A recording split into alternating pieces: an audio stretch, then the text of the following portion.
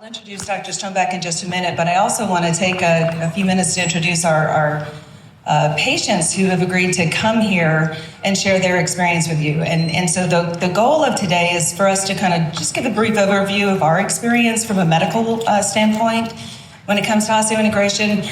But we really want to focus on their experiences, and this should be a very interactive session where you guys are asking questions to them, maybe to us if we can help answer them, but that's sort of the goal of this. And so,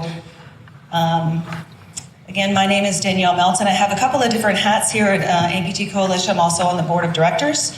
But I'm here today in this session in the capacity of being a physiatrist or a physical medicine and rehab doctor who takes care of people with limb loss and limb difference. I'm at the University of Colorado along with my colleague Jason Stoneback, who is an orthopedic surgeon. And then we are so honored to have Glenn Schafer, Stacy, Walsh, and Dominic Maraglia, and I don't think I pronounced that correctly, and I never do, but and so after we present a few slides, we're going to have them come up and sit in the front, and then we'll open it up to questions and kind of moderate those from there. So I'll just say that we can't do what we do in a vacuum or by ourselves, and so we have a very large team. I've been at Colorado for the last 3 years. Dr. Stoneback has been there much, much longer, and he's assembled this amazing team. And so we're really fortunate to be able to rely on this huge team to make our program work and run smoothly. We're also very proud of all of the research we're doing when it comes to bone-anchored limb. You'll hear, and I'm going to actually explain the difference or why we are migrating from osseointegration to bone-anchored limb. So you'll hear those two terms interchangeably, and I'll explain why. But we have done, again, have this amazing group of researchers that we work very closely with and have produced many, many publications regarding osseointegration. So without further ado, I will turn it over to my colleague, who I'm very excited that is, I think this is your first time. How many other first-timers are here for APT Coalition? Awesome. So very happy to have Dr. Stoneback and really grateful that we have an opportunity to talk with y'all today. Thanks, Dr. Melton. So thank you all for being here. It's really a privilege and pleasure to be here and share with you this life-changing surgical procedure that is, so many people are benefiting from. It's really been one of the highlights of my career to be able to do this and help further the science and to make it better and more available for many people. My disclosures. So why are we here? So some people are well-versed. You have a bone-anchored limb or osseointegration, and some of you may have never heard about it before. So a little bit about what are the typical challenges that caused the need to develop osseointegration.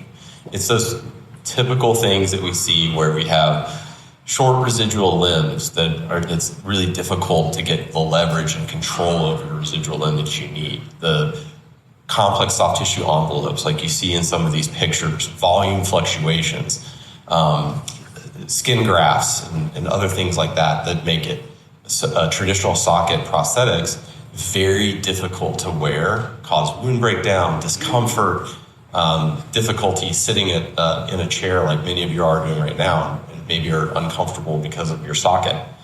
So these are some of those characteristic challenges that all of you know way better than I do. But that's what really made us look at osseointegration as a potential way to address some of these challenges with sockets. So where it came from is dental implant technology, for those of you that are new to osseointegration and don't know much about it. So Per Ingvar Brandemark was doing research on rodents and discovered that bone will grow into titanium. And so using these screws, we were able to take the tooth out, which you could think of as when a tooth is removed, like an amputation, implant this fixture into the jaw, close the gums. That's like the first stage of a two-stage osseointegration procedure. Allow that to osseointegrate, or the bone to grow into it, and then come back later, open the skin or the gums, and put a piece that goes across the transcutaneous component, and then a tooth on top of it, which is like a prosthesis. Okay, so when this worked in the mouth, we thought, or Perringar's son, Rickard, thought maybe this was something we could do in amputees. And so what it does is, here, if you look at the characteristic transfemoral x-ray in a socket on the left, as this person puts weight through their limb, their femur, the muscles are not balanced, hits the side of the socket, causes discomfort and pain. There's a lot of play in the socket. But then on the right, after osseointegration, you can see side to side, that limb now looks very similar to the other side. So we're able to rebalance the musculoskeletal system as it should be, put the muscles back where they should be, the bones in the appropriate alignment, the joints in the appropriate alignment, and make it more as if you have not lost your limb. So we get rid of all those socket issues that we talked about, right? So here on the left, this is a socket. We have like a microprocessor knee unit, foot and ankle. And then on the right, we just basically get rid of the socket, the liners, all of those things. And we use this bone-anchored prosthesis or bone-anchored limb, bone-anchored implant. You'll hear many different terms, or implant, it directly into the canal of the bone, the residual limb. And then there's a permanent part that's coming out the skin, and then the rest of the componentry beyond the connector for those two remains the same. So what are the benefits? Here in the center, you can see that sort of characteristic x-ray where we have that abducted femur hitting the side of the socket, and then we get normalized alignment. We get balancing of leg lengths that don't change with volume fluctuations, or if you're swollen, or whatever is happening in your residual limb. And when you look at the gentleman on the left, he's a very short residual limb, and he has a socket that doesn't stay on, so he actually had a handle placed on this so that he could hold his socket on. The gentleman on the right is a osseointegrated high femur osseointegrated amputee, and you can see as he's walking and up a hill, you can tell he's an amputee. So it's very different. So what are some other benefits? So osseoperception. So it's the ability to feel pressure through the residual limb, actually where the prosthetic limb is in space. Proprioception is that capability when we close our eyes, I can put my fist behind my head and know it's behind my head, right? That phenomenon would be lost in a socket, but with osseointegration, you regain some of that sense. So it allows to more confidence in where the prosthetic foot is being placed. You can feel the difference in uneven ground, different textures of ground, and that sort of thing. So this is another benefit of osseointegration of bone-anchored limbs. So people always wonder, well, what about infection? And what about all the problems that can come from osseointegration? Well, here's the real data. If you look at a screw type implant versus press fit implants, reported literature shows all over the place. Infections ranging from 23 to 49% or 0 to 77%. What I want to clue in here is that as this technique is gaining popularity and more is done, there isn't a good system of defining what is an infection, what is a true complication, what is just irritation. So these sort of get lumped together. As surgeons and PM&R physicians and teams across the world, we're talking about how do we define things the same so that we get more accurate data moving forward. Yes?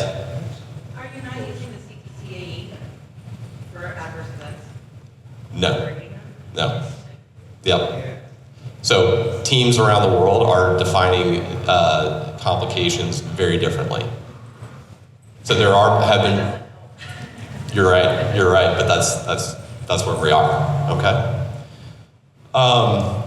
One thing I'd like to point out though, and this is when our research team showed me this, I said, nothing's ever 100%, but despite the list of things that could go wrong, or I think is better termed bumps in the road, okay?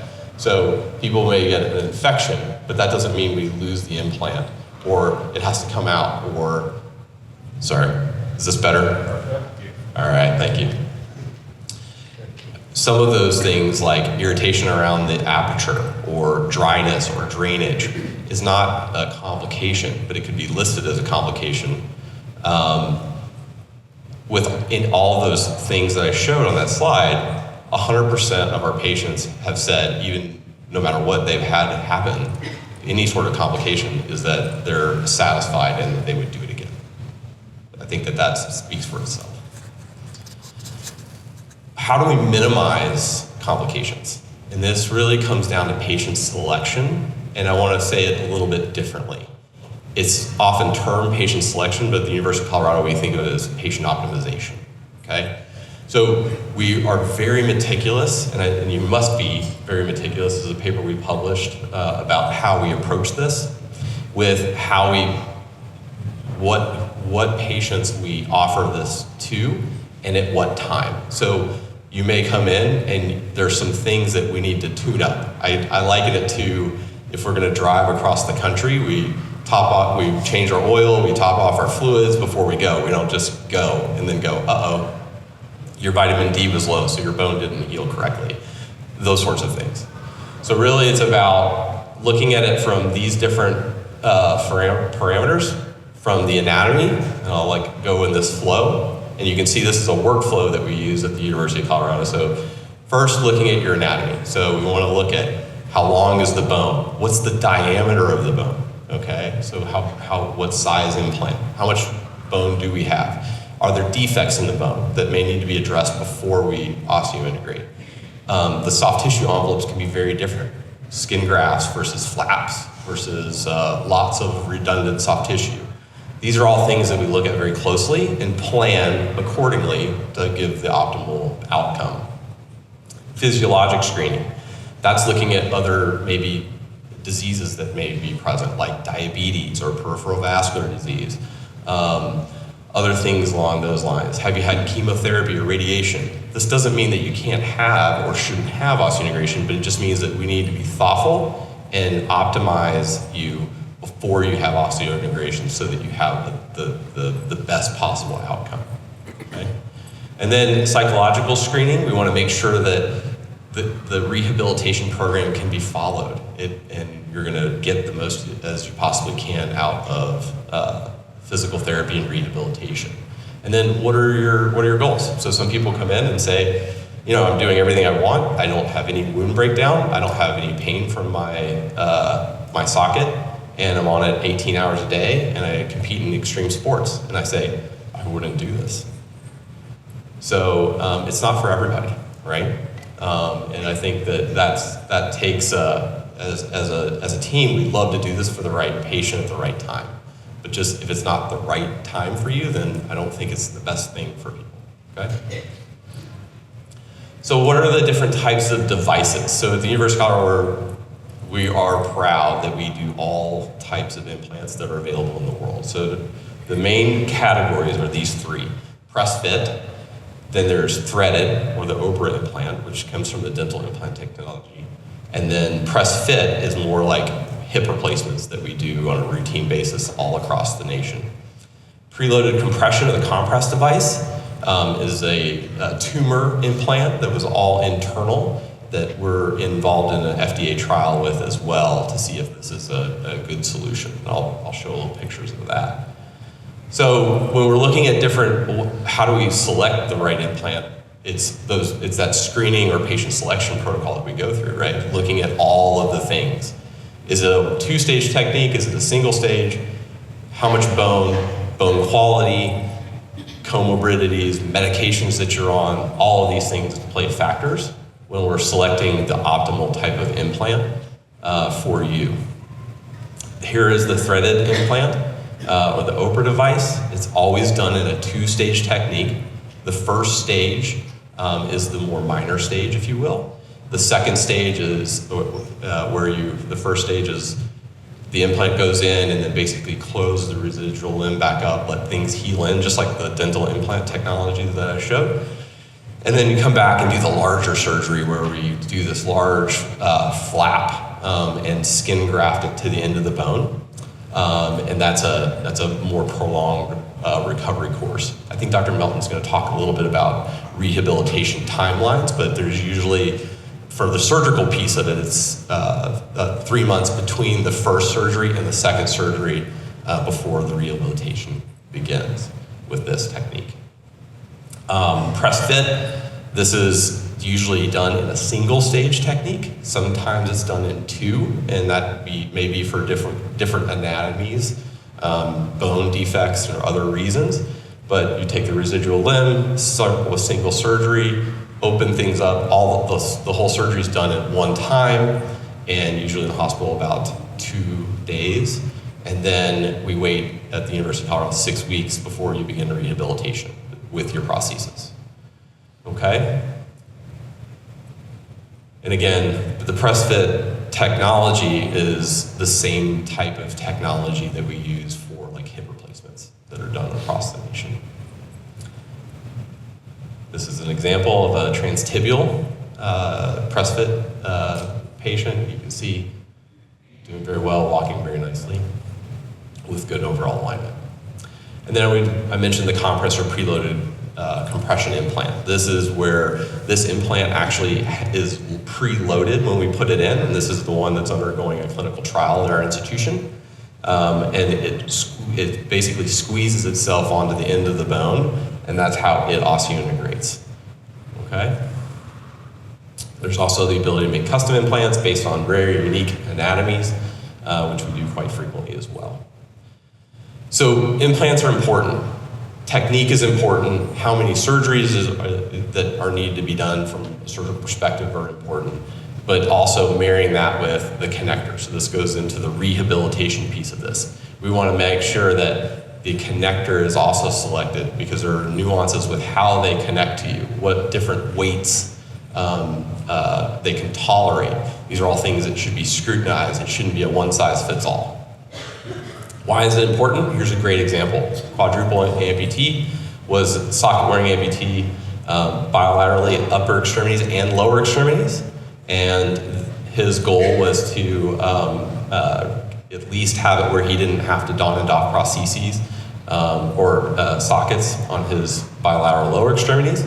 And we were very careful about how we selected his connector so that we could improve his capability to do this himself. And he was one of his goals was to not have his wife have to help him with every limb. So implant and connectors are all important to think about. Research, this is hugely important because as this field progresses, we need good data to help you have informed decisions, okay, that are backed by sound data. Also, it helps us advocate for insurance companies to cover this, those sorts of things. And it's important for us to be able to counsel you in what is actually happening. So you can see we do lots of data collections. There are lots of different studies going on at the University of Colorado. We've published numerous papers. I'll highlight a couple to give you some examples of, here's some patient-reported outcomes. So this is the active PAL device that our patients wear before OI and after OI. It measures whether you're laying down, if you're sitting up, are you exercising, walking, standing, those sorts of things. And what we see is a huge increase in daily step count, okay? So how active people are, how much they're up on their prosthesis. And really importantly is there are longer bouts of stepping. So it's not just about more steps, it's about endurance. And brisk walking episodes where we see, the best way I can explain it is the bus is leaving and you're like, I'm gonna go get that. I'm not just gonna let it go, right? So this is what we see after osseointegration. Couple other patient-reported outcome measures like disability, mobility, and balance. These 3 scores. The HUDAS 2.0 is a disability index. So for OI, I know I don't like to say it this way, but it basically says that people who are amputees feel disabled. After OI, they score as if they have not had an amputation. Pretty profound change.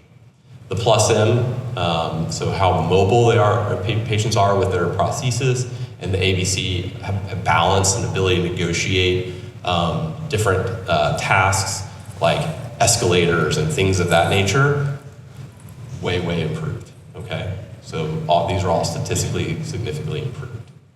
But this is what patients tell us the most about, just the ease of, this is a gentleman pre and post, so this is his old self and his future self in one slide. And you can see his old self is putting on liners still, he's still getting ready to do this test.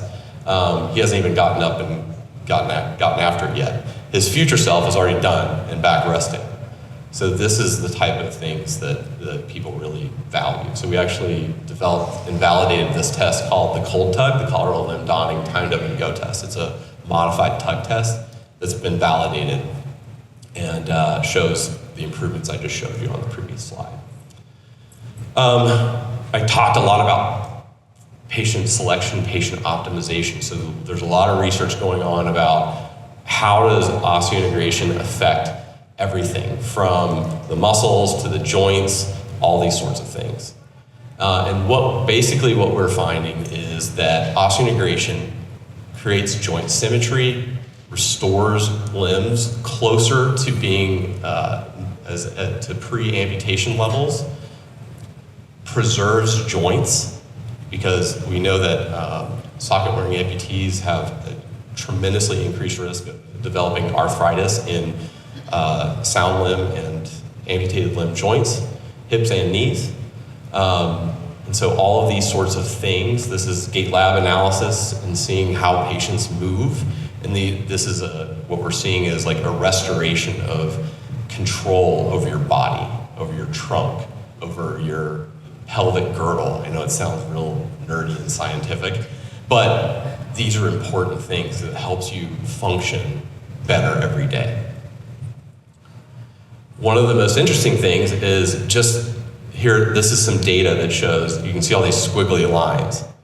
The outer red circle is a patient that was a socket-wearing amputee. So what it's showing is when they're standing, they're sort of swaying quite a bit, okay? The center of pressure, where their center of gravity is, if you will, is moving around quite a bit. After osseointegration, it's that tighter inner circle. So it's much more controlled. They have a lot more control over their trunk and their overall body. So putting it all together, looking at movement, bone quality, muscle quality, and rehabilitation, what we're finding is that there are tremendous benefits, but there's more work to be done. We're finding that we need prolonged, longer rehabilitation, like more physical therapy for prolonged, longer periods of time to really get the maximal benefit out of this. So I'm going to turn it over to my colleague, Dr. Melton. And segue, I like that. Thanks, Jason. So yeah, we'll switch gears and talk more about the rehabilitation and the prosthetic piece of this, because that's also somewhat nuanced that we need to understand and talk with y'all about. Disclosure side. The first 2 slides on the left-hand side are kind of demonstrating that cold tug, but it's really, the first one is a typical socket user who's putting and donning his prosthesis, as opposed to an osseointegrated patient who can just don and doff it very, very quickly.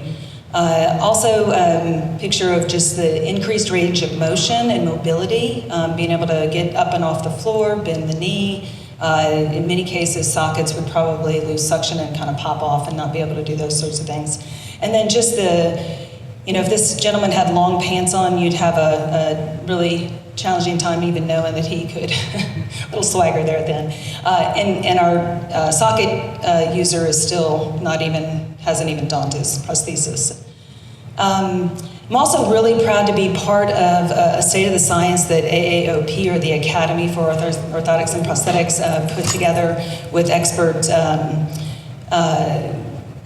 opinion about the state of the science for osseointegration. And so these folks, many of you probably, it's a small space in the world, but we just recently published some guidelines for all of these. And so if you're interested in reading and kind of nerding out on this, you're welcome to look at this and kind of read through these. But these are some recommendations when it comes to the rehabilitation and the prosthetic components of this.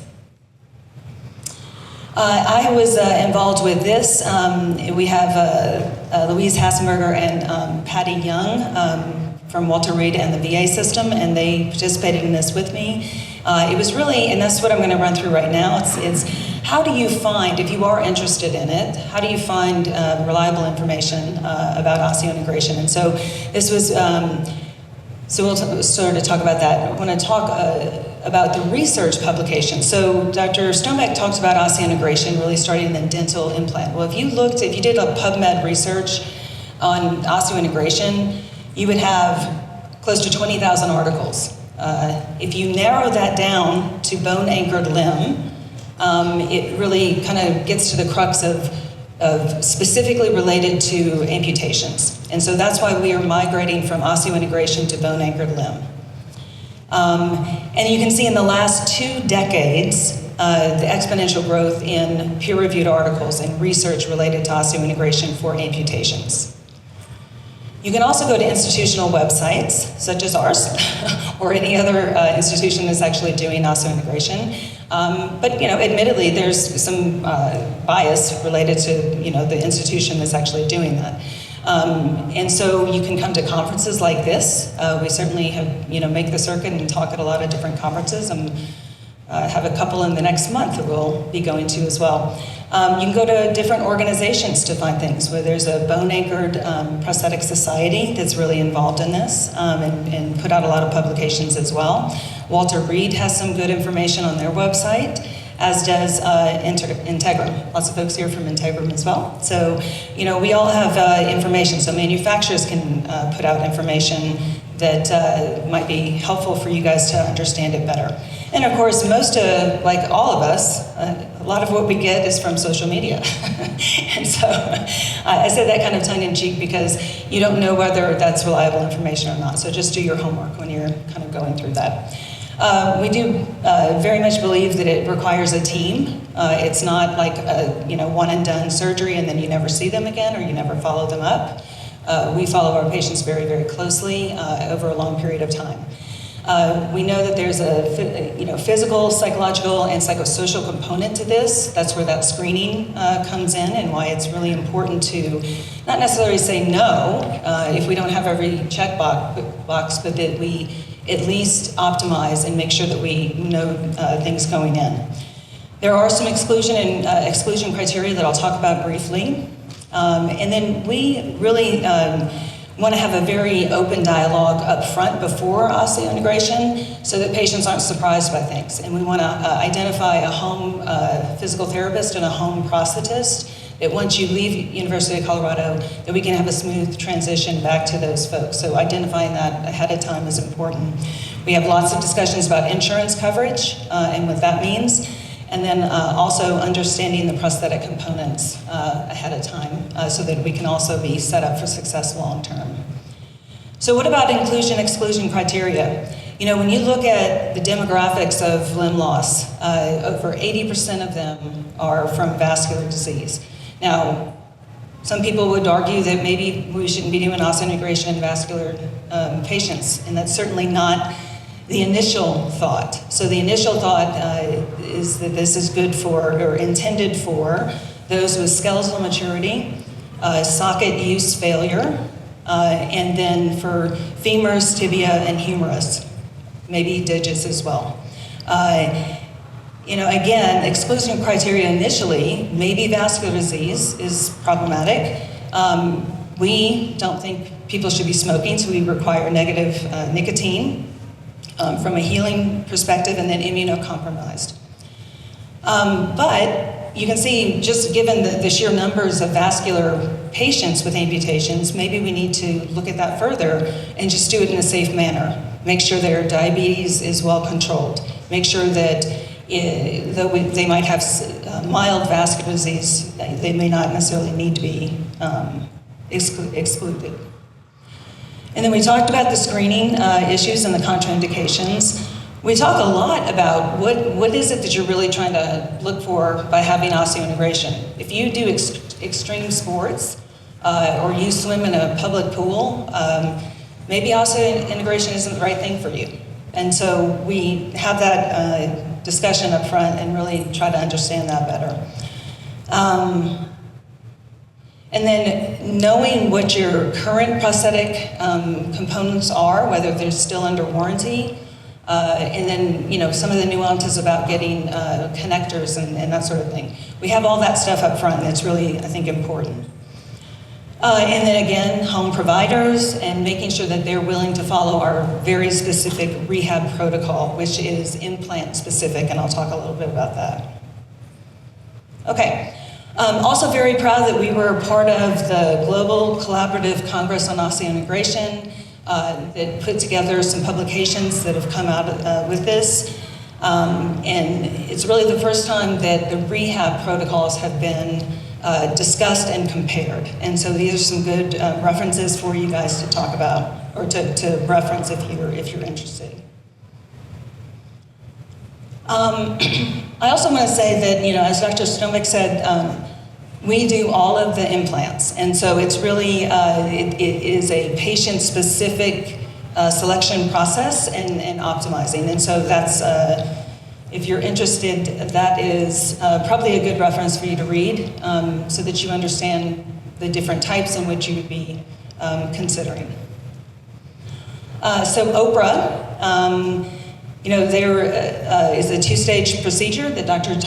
Stoneback talked about. There's a specific rehab protocol. They're migrating from this specific protocol to goal-oriented, and so there's some publications out about that. There's also the PressFit protocol that we in Colorado have created, and that we require our patients to come back at post-op 6 weeks for a 3-week period of intense physical therapy, where they get together with a cohort and then transition after that. So they'll leave our program, so to be week 9 post-op. They're still on assisted devices, but then they transition home to their home physical therapist and then advance from there. And so this is what it kind of looks like when they are in our physical therapy protocol. So again, when they leave our institution after those intense 3 weeks, they are on assisted devices, but then they will transition off of assisted devices over the course of the next 3 months. We're also very proud of being kind of driving a Delphi study on prosthetic componentry. Up until this point, there really are no clear guidelines on what type of feet to use or what type of knees to use. People have said that it's expert opinion. And so this is the first time we've actually published with the help of an international team of experts and said that we know or we think that these are the things that you need with a prosthesis. So from a transfemoral or above knee amputee consensus statement, obviously you need this implant-specific connector. You also need, the recommendation would be for a positional rotator, a microprocessor or hydraulic knee, a torque absorber, and a carbon fiber or fiberglass foot. And so knowing that ahead of time is really important because you wouldn't want to show up 6 weeks after and then maybe you don't have the right componentry to start with.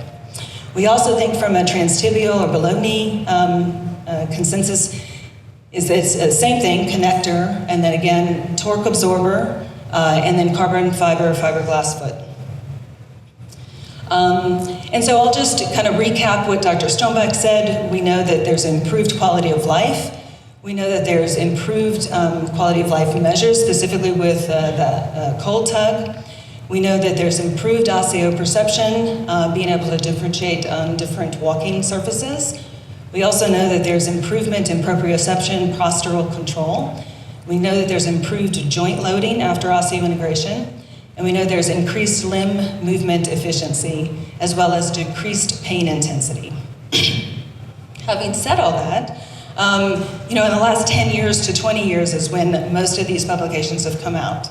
And so I'm really proud to say that our team has been responsible for at least a third of those publications. And so if you're interested, please do your homework and look at this for this. The other thing that I think sets our program apart is that we require, we do have an interdisciplinary team. I talked about the prosthetic componentry and being very thoughtful about that up front. We do a gait lab, and really that's been remarkable for advancing the research in this. And we do pre-OI and post-OI at a year. We also have plans to continue that and do 2 years and 5 years to do the comparison. So we have very specific protocols that we follow for post-operative, as well as the PT program. And it's almost my last slide. So we were really honored. For those of you, anybody here know Jeff Kane? So he's been involved with the Amputee Coalition for many, many years. He was a board member before me. He was really probably the reason that you started getting involved with osseointegration. And so he is, I would say he's kind of one of our team members. And so he's there to the left. We just recently in 2025 had a boot camp where we invited all of our osseointegration patients back last April to get together and go through another intense rehab kind of assessment and training. And then lastly, Jason Makem is one of our patients who just recently qualified for the U.S. cycling team. He was going to be here, but he had another commitment, and so really proud of him. And so now I want to turn it over to our patient experience portion of this. So you guys can come up maybe and sit here, and then Dr. Stoneback can kind of moderate. It really just has been great to see how active and how wonderful these folks have done.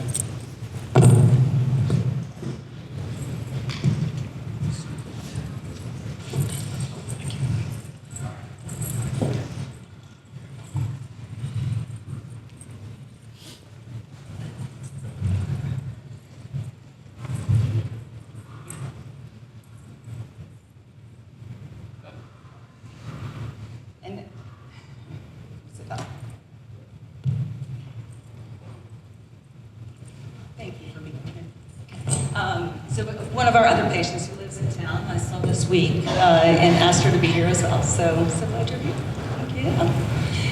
So we'll open it up. I mean, do you guys have any questions for any of our patients? Or us. Do we have a microphone that can go around? Or I can share it.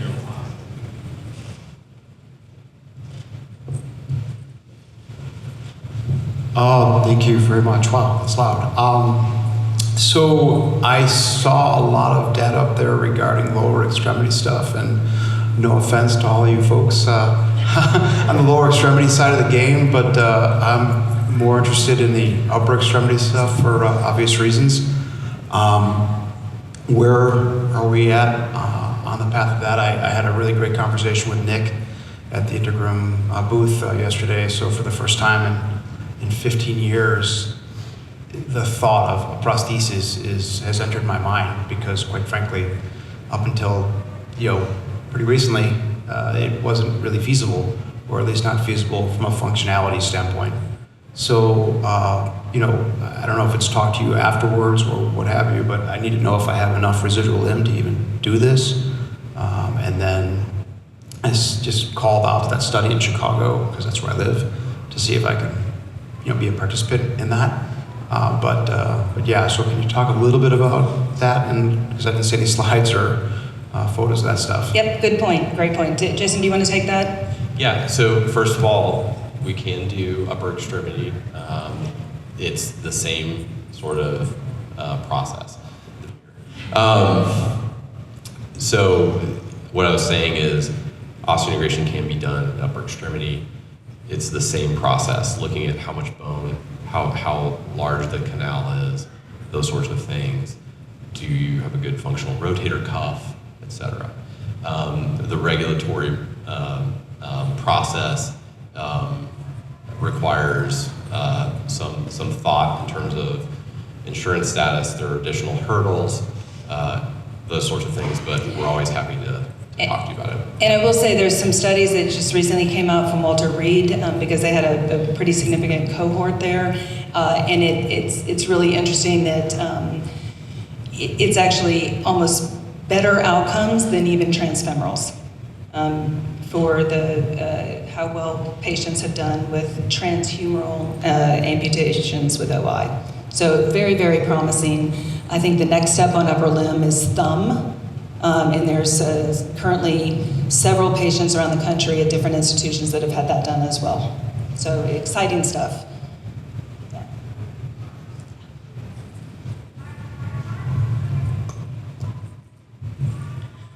So I'm going to be the problem child because I have OI, and so I've had a lot of conversations with people here asking me about it. So I wanted to know, what is the rationale for the contraindication of high impact activity running? Because that was never information that I got. My surgeon told me it was fine. I know people with OI who go running. There's a video on Instagram of a guy like running from something. You know, he's hauling it. So I wanted to know, where does that come from? Because that's not something that I ever heard as an OI patient. Totally appropriate question, and thank you for asking it, because we get that question every single clinic and every time we do this. And we have patients that we know go trail running, right? So we know that it happens. We are operating from a kind of a state of, I want this to be successful in the United States, so we are very conservative on what our recommendations are.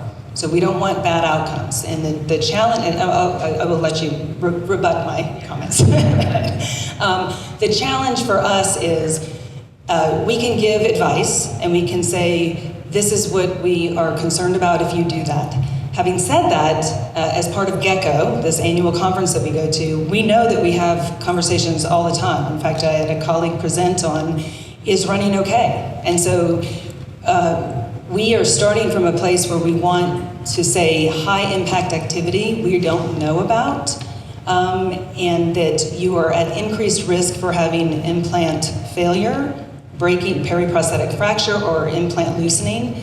And so we don't want to say, go out and do everything, because then you're going to be at risk for it. However, we're one of the, really proud of our biomechanical research data that we're doing, and we're doing finite element analysis on this to see how we can push the envelope, right? So we've had major discussions with the folks at GECCO, many representatives, Walter Reed, and their goal is to put it in soldiers that can then return to, to duty. And so clearly they're going to have high impact stuff that they have to do. So it's one of those things is, can you do it? Yeah, sure. Should you do it? We don't know.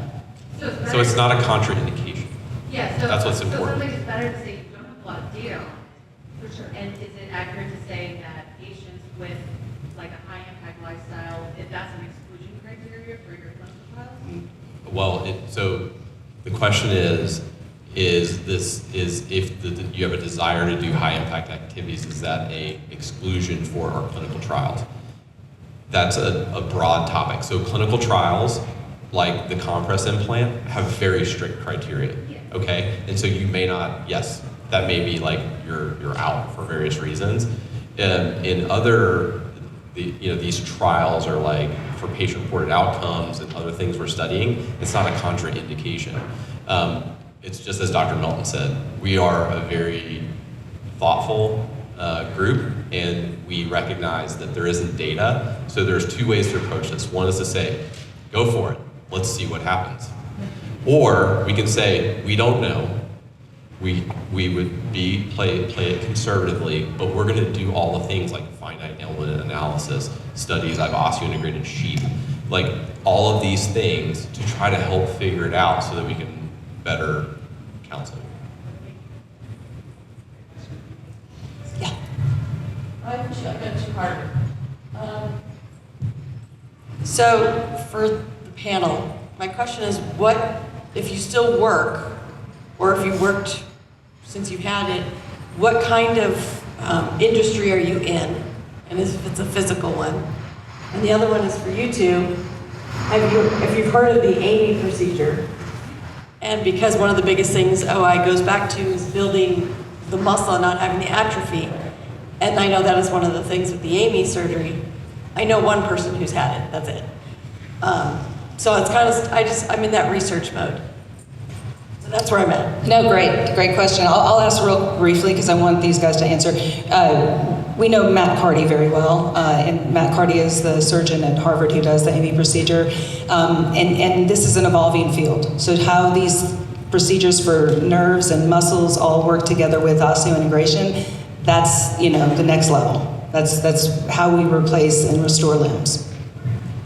So let's go to the panel. Yeah, so I think I can address one of the topics about career. So I don't have a physical career. I'm an engineer, so I actually sit a lot. It used to be very uncomfortable sitting in a socket all day, like really uncomfortable. But for me, what OI has really allowed me to do is I work for Facebook, right? The big company Facebook. And so part of my job is traveling all over the world.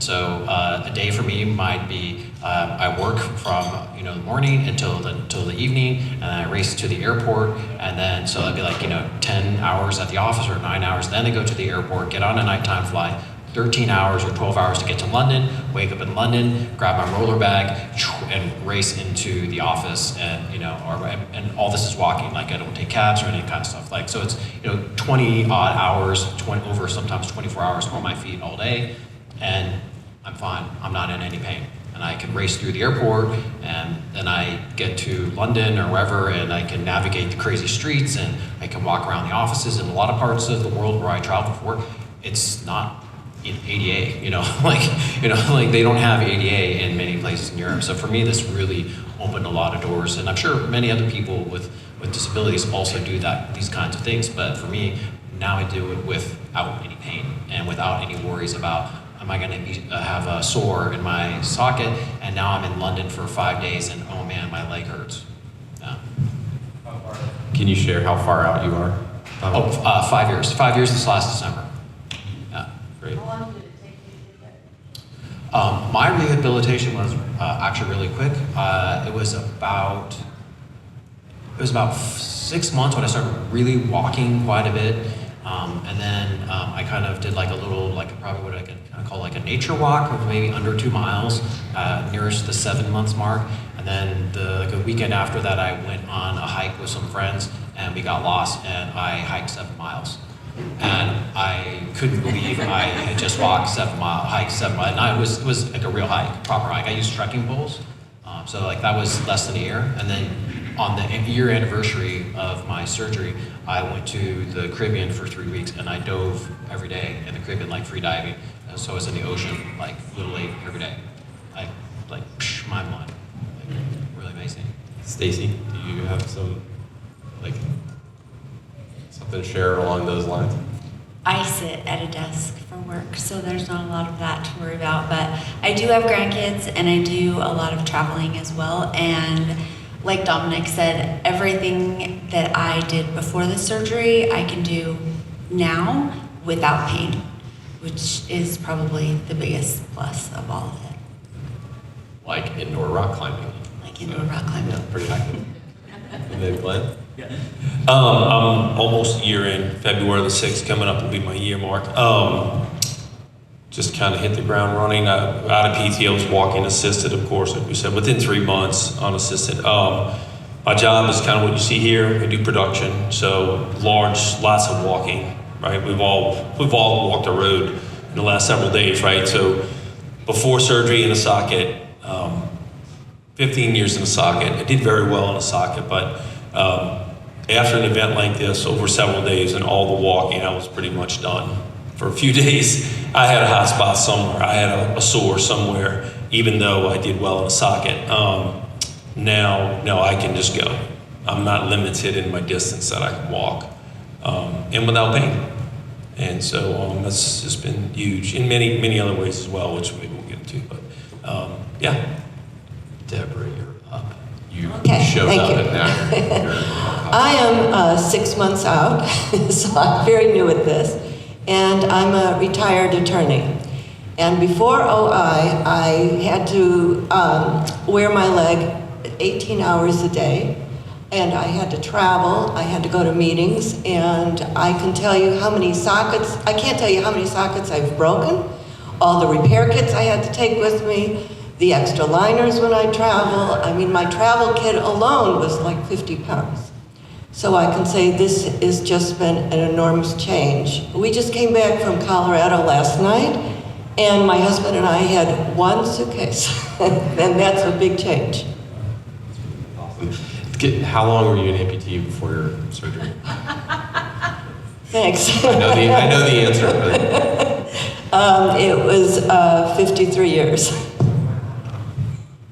The reason we're laughing is because we had a research meeting, and Jason said, "Oh, I think it's been 53 years," and we didn't actually know that we were seeing her later on in the day. And the head of our research said, "It's exactly 50.1," and so when she came into clinic, we were like, "Oh my gosh, it's actually 53."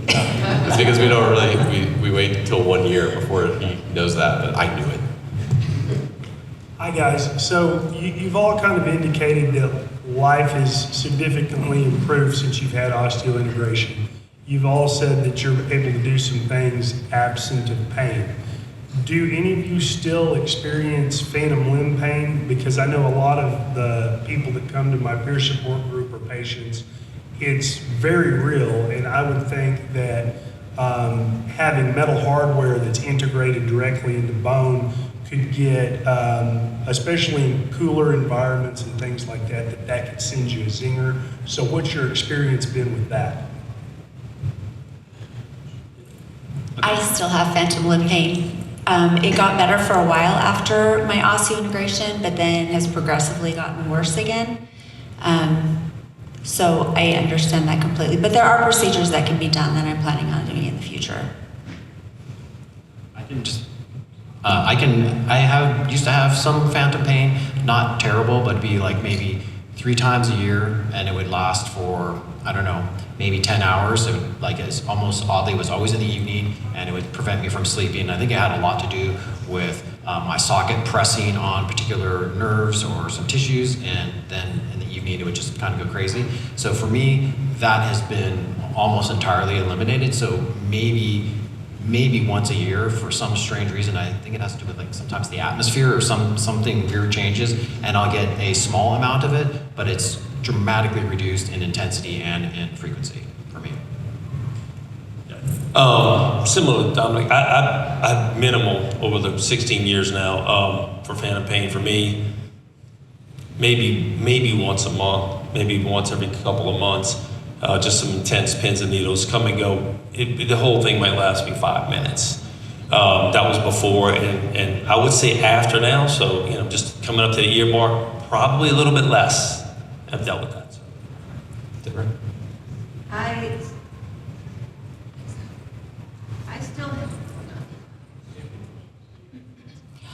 I still have phantom pain, but the phantom pain is really not at issue. What I used to get were terrible muscle spasms, and that would just last. It could last 2 days, it could last a week, and it was extremely hard to operate when you have those muscle spasms. I haven't had any in the past 6 months. So this is a great topic. So this goes back to that patient selection / optimization discussion. We published a paper that shows that osseointegration does not affect phantom limb pain, but you're hearing some nuances here.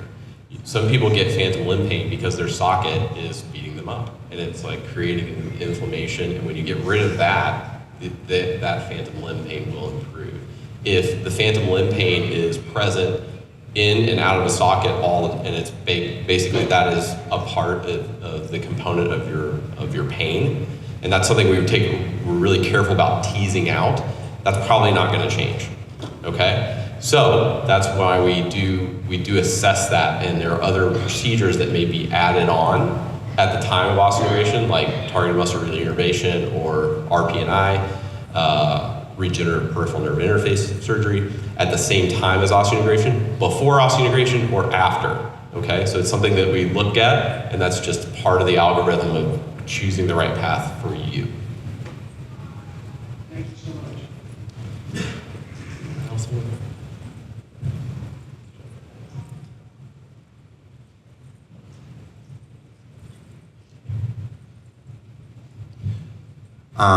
So I saw Dr. Carty about 2 months ago. I'm a new amputee, lost my leg a year ago.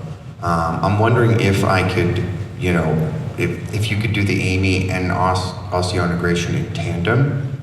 And then secondarily, I'm curious as to, obviously my muscles have started to atrophy. With osseo, would I be using those muscles again? And is there any long-term indications on the wear and tear on the body with a socket via osseointegration? Multi-part question. 3 parts. Don't let me forget anything. Okay. So the first thing with Dr. Carty and I are having a lot of discussions about that. About it can be done in parallel. The question is what implant style, the overall surgical technique, timing, etc. He and I are having a lot of discussions about that. Okay. Number 1. Number 2, about muscles. Okay. You said yes. So as we see that a lot of how the limb is actually going back into the appropriate alignment. So in a socket, transfemoral, you're often flexed, externally rotated, and abducted, right? So these muscles up here are short. They're not at their muscles work by grabbing themselves and pulling along themselves. So they're not getting used. So what we see on scans, like MRIs and CTs, is that the muscles atrophy. They get smaller, right? After osseointegration, they sort of get used again and come back to an extent, at least. So there's some variability in how long that's been, because it may not be able to come back. So that sort of thing is in play. Last part of your question was about, as a socket-wearing amputee, we know that amputees are at least 6 times higher, socket-wearing amputees have a 6 times higher incidence of getting arthritis in their joints. So we also have published on that about, we see in transfemoral amputees, asphericity of the femoral head, so flattening of the femoral head and the greater trochanter from this abnormal position. And so basically, I use this, any of my patients know, this car tire analogy. So we're all born with cartilage in our joints. It's like tire tread, right? And if you buy a brand new set of tires and you're not aligned, you roll down the road and you're gonna just wear that tread out, right? When you're not aligned, your body's not aligned, you're just wearing your tread out. So osseointegration is that process of realigning you. And we think it is joint preserving. I'm also a graduate of the University of Colorado College of Medicine. I've got 2 questions. One, is there any upper age limit that you'll work on? And number 2, if a patient like my wife had a significant disease with vascular compromise, she had a BK, and she has stents, but for the last 2 years her circulation has been fine. So would that be a contraindication, having stents in your femoral artery? From the vascular perspective, peripheral vascular disease, it has been done, but the outcomes have not been fantastic. So that is an area of future research on measuring. There are different tests that you can do to measure is there adequate blood flow. It's a very nuanced discussion. So it's not an absolute contraindication, but in general, peripheral vascular disease is not something that we offer osseointegration. And your first part of your question was?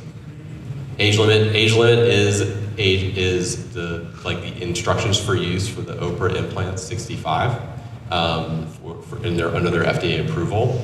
Press fit I have done much older, 80s.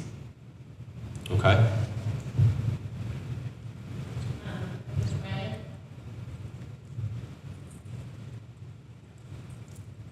With the threaded 2-part surgery and then the press one, yeah. What are the benefits of each, and who would qualify for which ones? We probably don't have enough time to go into that level of detail, but I would say in general, the big differentiators with threaded or Oprah is a 2-stage surgery and a longer rehabilitation time to be walking without assistive devices. On average, in our experience, it's based on, there's 3 months minimum. It used to be 6 months between stage 1 and stage 2. On average, you're walking without assistive devices, 9.5 months to a year, okay? With press fit single stage, we have very clear data that it's typically 3.5 months walking without assistive devices from the surgery.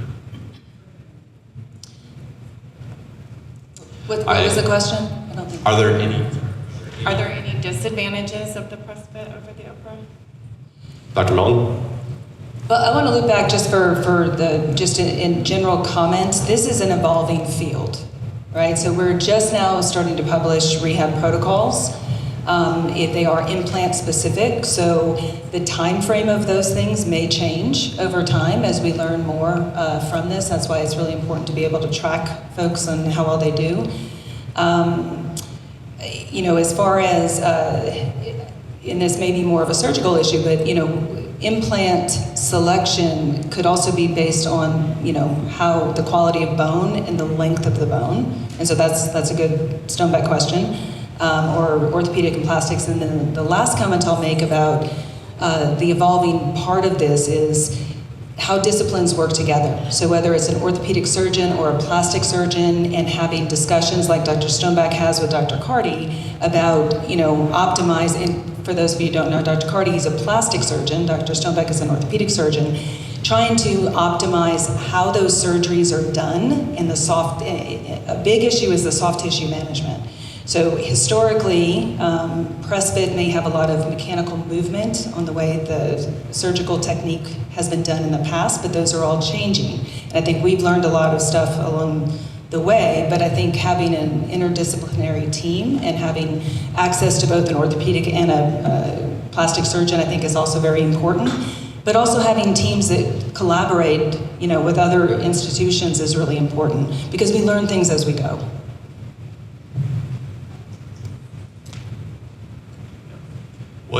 Glenn, what would you say, if you had not, before you knew about osseointegration, what would be the question you would ask?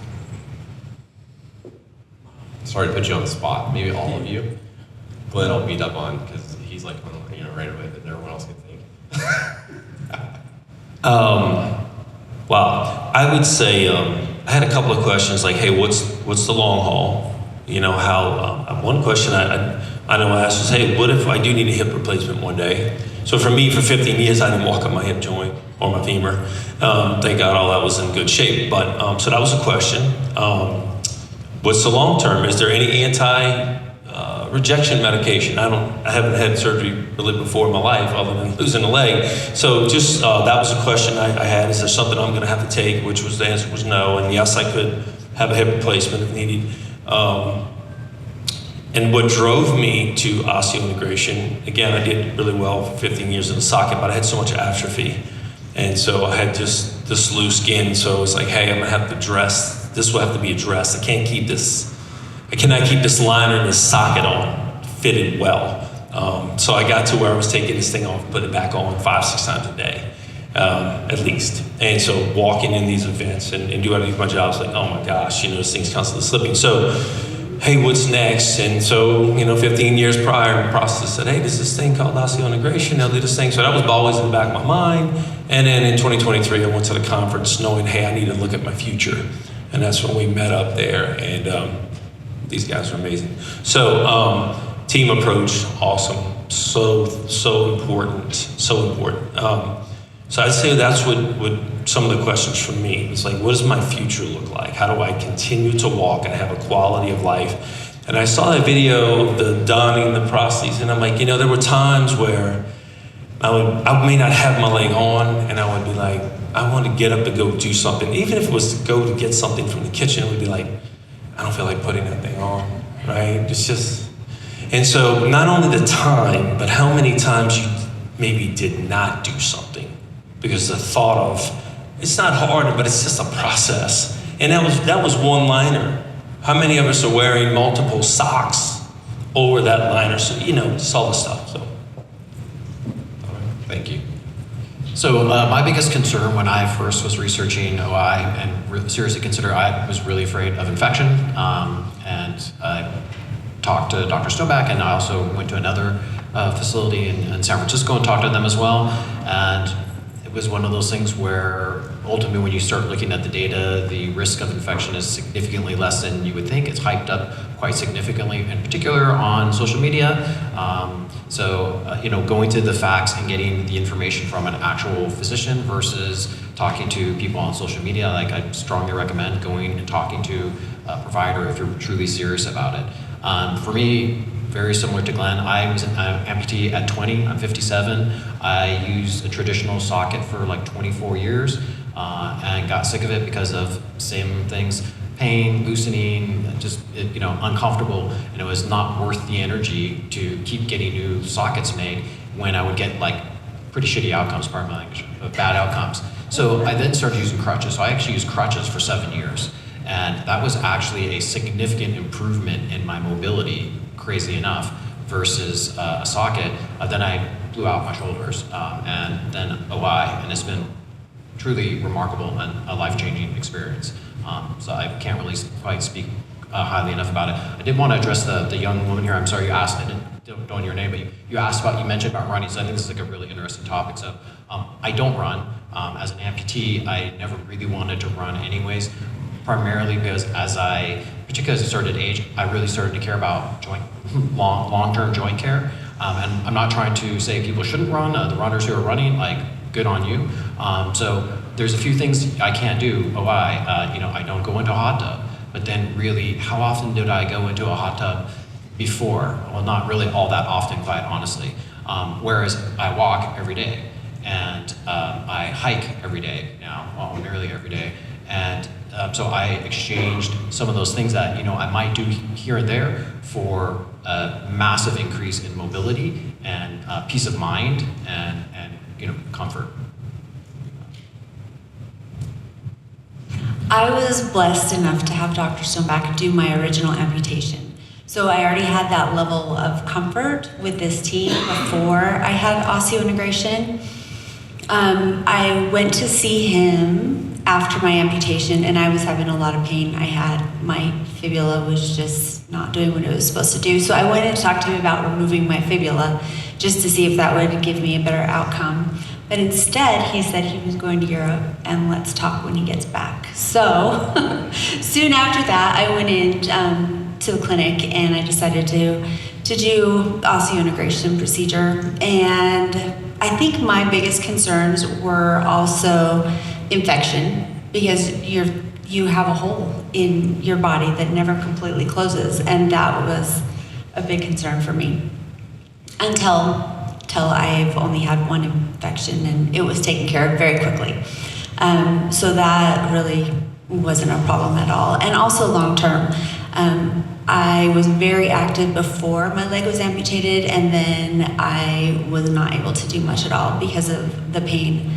And so I did a lot of sitting around and worrying that I was gonna hold my family back if we went and did something together, or taking my leg off during the movie because it was just uncomfortable to sit there. So those were big concerns for me, that after my surgery, what was the outcome gonna be as far as being physical again? Was I going to be able to lift weights or go to Pilates or go on walks, take my dog on a walk? All of those things I was really concerned about. And luckily, it's been a great outcome, and I can't say more for the procedure itself and this team. They are amazing. I feel like they're family now. I go in once a month to the clinics and do some peer consulting, and I feel like that's the least I can do, just to let other people know how amazing my outcome has been and the quality of my life has improved. Thanks for sharing about the infection. I think that like Stacy's a great example. This is like this, everyone thinks, oh, infection. Stacy had one. She took some oral antibiotics and we're good. I mean, how many of you have gotten a paper cut and you had to maybe put some Neosporin on your thumb or take some oral antibiotics? Wasn't a life-altering experience. It's just a part of being alive, right? So I think it's a really critical to like understand the risk-benefit ratio, and that's our job to help walk through that based on patient-specific, evaluations.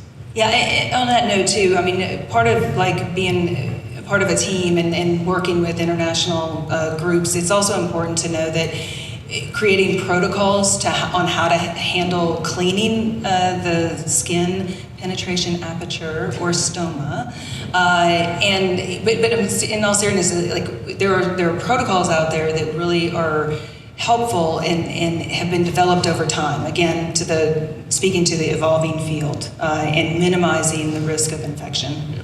And she's laughing a little bit about the skin penetration aperture because that's a topic that we've been discussing with our international colleagues for quite some time.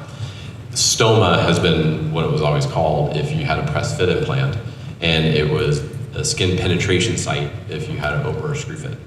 And so we were trying to come to a consensus of what do we call this? Because if you Google stoma, it's not pretty. So we've evolved to calling it a skin penetration aperture. So we like are one big happy international family. I still say stoma. And then and then I think that's the other point I want to bring in because you're going to see the same colleagues that we have around the world. We have a lot of discussions about how do we move this forward in a responsible manner.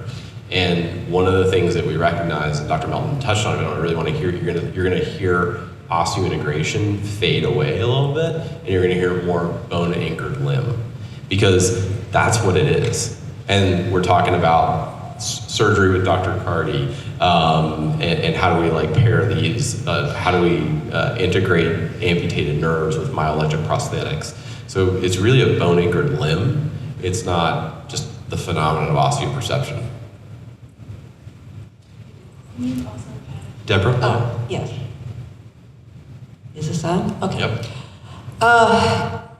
As I was aging, I hate to admit it, I started to deteriorate. So I started to walk less. I started to rely more on assistive devices, like the crutches, but I was using a cane. And I started thinking, what is my life going to look like 10 years from now if I'm deteriorating like this? So I did a lot of research on OI, and one of the things I was very concerned about was my age. Am I too old to have it? Have I been an amputee too long? Perhaps I'm not suitable for this. And in fact, I have to say Dr. Stoneback was great. And my life has changed. I can now see a big future. I'm now getting more active. We plan to travel a lot more. And all of this is due to OI. But we did some planning, right? Because of how long you've been an amputee. It's 53.8 years, by the way. This is an inside research joke that we just had right before she came. So we were thoughtful about that, and that goes back to the patient selection, patient optimization. If you're just showing up and we're gonna like wing it, that's not a good plan. Okay, we want to be very thoughtful about how long you've been an amputee, what's your bone quality. We did some things to beef your bones up, right? And really we're thoughtful about that, and that's part of why you've had a great outcome. I think we are at time, so So thank you guys so much for being here. We really appreciate it. We're happy to answer questions after. And thank you guys so much for being here and contributing. This is way. And we're happy to take questions up here. We're